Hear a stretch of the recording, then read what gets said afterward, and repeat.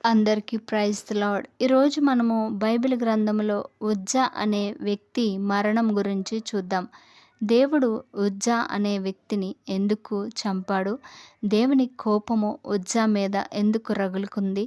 Bible వాక్యము ఏం చెప్తుంది అనే విషయాలు మనము ఈ వీడియోలో తెలుసుకుందాము.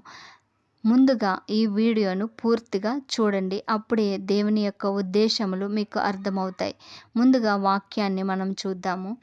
దావీదు ఇశ్రాయేలీల్లో 30,000 మంది శూరులను సమకూర్చుకుని అతడు బయలుదేరి కెరూబుల మధ్య నివసించు సైన్యములకు అధిపతియగు యెహోవా అను తన నామం పెట్టబడిన దేవుని మందసమును అచ్చట నుండి తీసుకుని వచ్చుటకై తన యొద్దనున్న వారందరిలో కూడా బయల యెహోయూదా నుండి ప్రయాణమై పోయెను.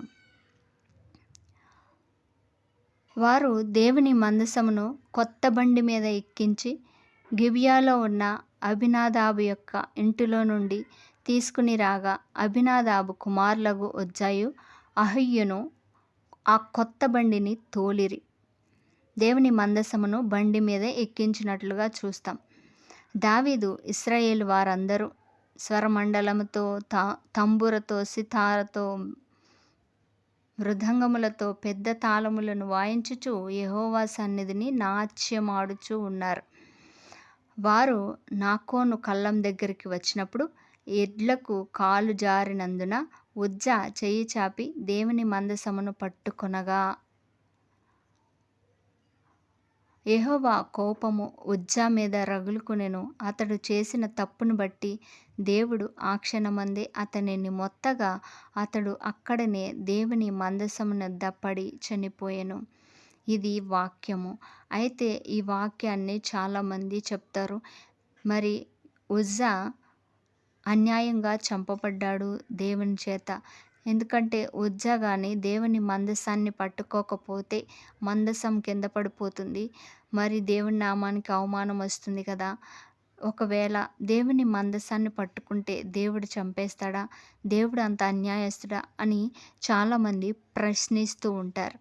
చూడండి, దేవుని వాక్యము ఏం చెప్తుంది? అసలు నిబంధన మందసము అంటే ఏంటి?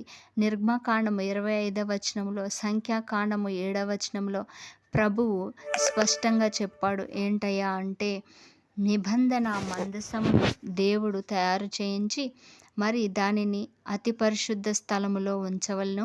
యాజకులు తప్ప ఎవరు కూడా అతి పరిశుద్ధ స్థలంలోనికి రాకూడదు. దేవుని సన్నిధిలో సేవ లేవీయులు మాత్రమే జరిగించాలి.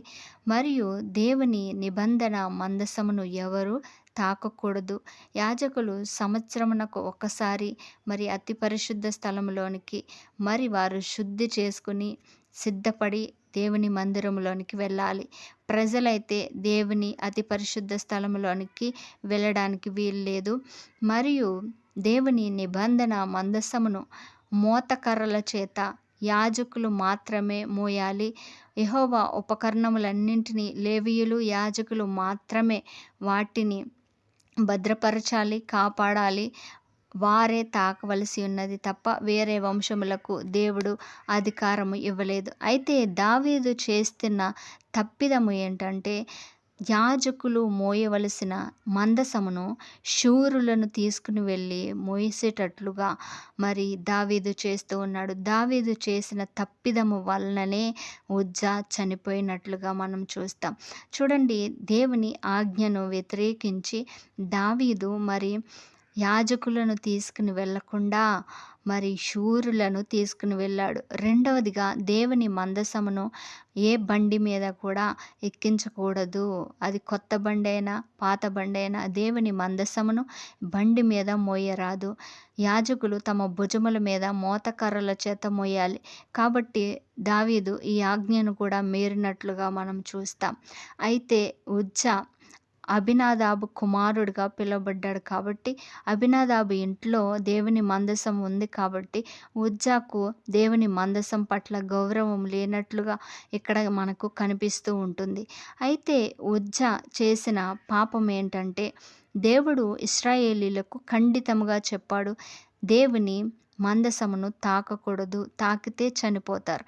ఎందుకు దేవుని మందసమును తాకకూడదు? దేవుని ప్రభావములోనికి మనుషుడు రాకూడదంటే, దేవుని ప్రభావమును తట్టుకునే శక్తి మనిషికి లేదు.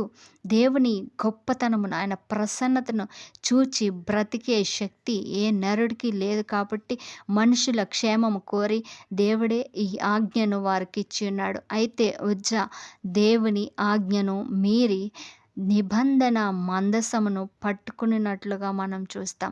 ఇది ఇశ్రాయేలీలకు ఆజ్ఞగా ఉన్నది. అయినా ఉజ్జా దేవుని ఆజ్ఞను అతిక్రమించి తన మరణమును తానే తెచ్చుకున్నట్లుగా మనం చూస్తాం.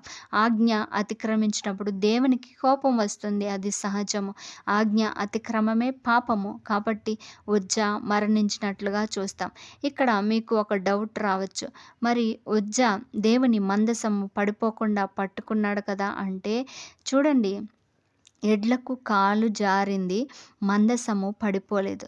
ఒకవేళ మందసము పడిపోతుంటే దేవుడు మందసాన్ని ఉజ్జా ముట్టుకోగానే చంపేశాడు కదా!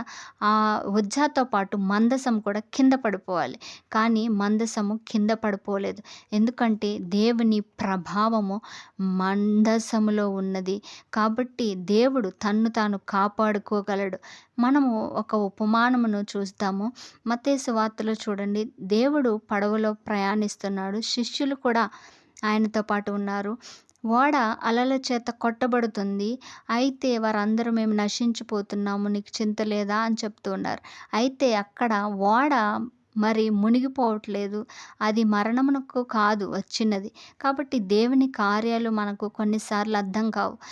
కాబట్టి ఉజ్జా కూడా అదే అనుకుంటున్నాడు, దేవుని మందసం పడిపోతుందేమో అనే అవిశ్వాసముతో, తొందరపాటుతో దేవుని మందసాన్ని ముట్టుకుని మరి మరణాన్ని తెచ్చుకున్నట్లుగా చూస్తాం. కాబట్టి దేవుడు ఏదైనా మన క్షేమం కోరి ఆజ్ఞ ఇస్తాడు. ఎందుకంటే దేవుని ప్రభావం ఎదుట ఏ మనిషి నిలవనేరడు. కాబట్టి మనకు అంత నీతి లేదు. కాబట్టి దేవుని పరిశుద్ధమైన వస్తువులకు, దేవుని పరిశుద్ధమైన సన్నిధికి కొంచెము జాగ్రత్తగా మనము ప్రవర్తించాలని ఈ వాక్యం యొక్క ఉద్దేశం.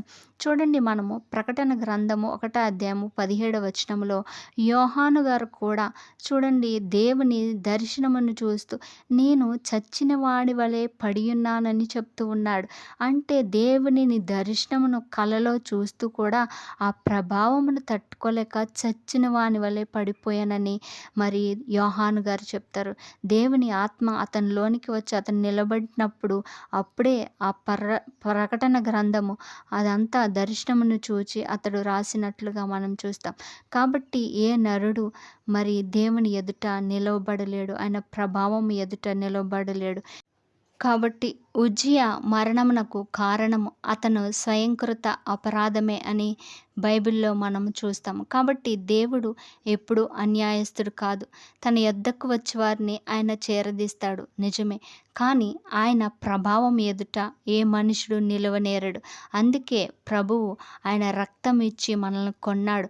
ఎప్పుడైతే క్రీస్తు యొక్క రక్తము నీ మీద ఉంటుందో అప్పుడు దేవుని కోపము నీ మీద రాకుండా అది నిన్ను కవర్ చేస్తుంది, నిన్ను కాపాడుతుంది. అదేవిధంగా ఇక్కడ పాత నిబంధనలో క్రీస్తు యొక్క ప్రభావము మన మీద లేదు. కాబట్టి దేవుని రక్తము మన మీద ప్రోక్షింపబడలేదు. కాబట్టి దేవుని ప్రభావం ఎదుట ఏ మనుషుడు నిలవనేరడు. కాబట్టి ఈ యొక్క మరణం అనేది సంభవించింది. ఇక్కడ ఆజ్ఞ అతిక్రమము కనిపిస్తుంది, తొందరపాటు కనిపిస్తుంది. దేవుని ప్రభావము తెలుసుకొనకుండా దేవుని శక్తిని నిర్లక్ష్యం చేసినట్లుగా ఈ వాక్యంలో మనకు కనబడుతుంది.